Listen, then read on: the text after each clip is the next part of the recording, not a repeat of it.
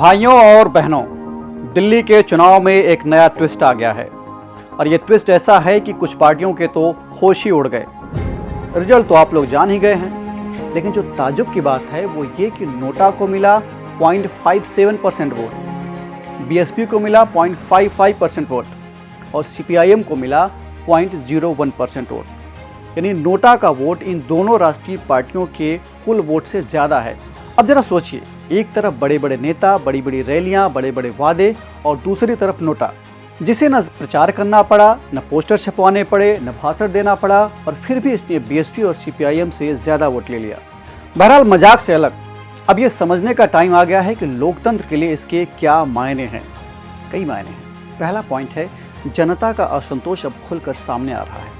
लोकतंत्र में हर वोट की कीमत होती है, लेकिन जब लोग नोटा को चुनते हैं तो इसका मतलब है कि वे किसी भी उम्मीदवार से संतुष्ट नहीं हैं। पहले लोगों के पास सीमित विकल्प होते थे, अगर कोई पसंद नहीं आता था तो मजबूरी में वो किसी और को वोट दे देते थे। लेकिन अब नोटा का इस्तेमाल बढ़ रहा है, जिससे ये साफ हो रहा है कि जनता अब किसी से समझौता करने को तैयार नहीं। उन्हें अगर अच्छा विकल्प नहीं मिलेगा तो वे अपना विरोध दर्ज कराएंगे। ये राजनीतिक दलों के लिए एक लाल झंडा है, एक निशान है, एक संकेत है, एक वार्निंग है कि अब सिर्फ जाति, धर्म और वादों के नाम पर वोट नहीं मिलेंगे। दूसरा पॉइंट है कि क्या बीएसपी और सीपीआईएम का जनाधार खत्म हो रहा है। बीएसपी और सीपीआईएम कभी भारत की राजनीति में मजबूत राष्ट्रीय पार्टियां हुआ करती थीं, लेकिन अगर जनता इन्हें नोटा से भी कम वोट दे रही है तो ये बताता है कि अब ये पार्टियां मतदाताओं से शायद कट चुकी हैं। चुनाव आयोग के गाइडलाइंस के मुताबिक अगर किसी पार्टी को लगातार चुनाव में न्यूनतम वोट नहीं मिलते हैं तो उनकी राष्ट्रीय पार्टी का दर्जा भी खतरे में पड़ सकता है, क्योंकि कुछ शर्तें होती हैं जो पूरी करनी पड़ती हैं। तीसरा पॉइंट है, नए राजनीतिक विकल्पों के लिए बड़ा अवसर हो सकता है। बीएसपी और सीपीआईएम जैसी पार्टियों की गिरती साख से ये साफ है कि भारत की राजनीति बदलाव की ओर बढ़ रही है। ऐसे में एक नए और उभरते दलों के लिए ये एक बड़ा मौका है।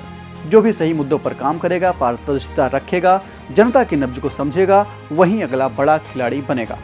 चौथा पॉइंट है, दिल्ली के राजनीति में शायद एक नया ट्रेंड बन रहा है। दिल्ली में खासतौर पर मुकाबला आम आदमी पार्टी और बीजेपी के बीच में था, लेकिन अगर बाकी दलों का यही हाल रहा तो आने वाले समय में तीसरी ताकत का उभरना लगभग नामुमकिन सा हो जाएगा। इसे लोकतंत्र में जो राजनीतिक विविधता है, पॉलिटिकल डाइवर्सिटी है, ये कहीं न कहीं अफेक्ट होगी।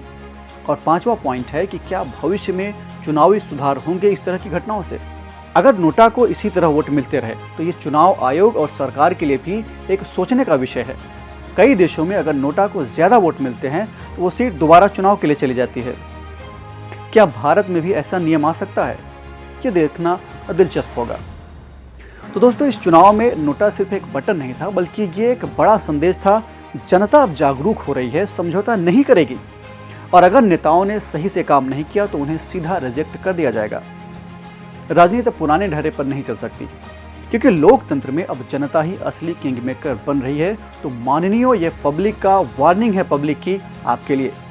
बतौर दर्शक, आपको ये प्रोग्राम कैसा लगा कमेंट बॉक्स में हमें ज़रूर बताइए। अगर आपको ये अच्छा लगा हो तो इसे लाइक कीजिए, सब्सक्राइब कीजिए चैनल को और इसे शेयर भी ज़रूर कीजिए। Thank you so much.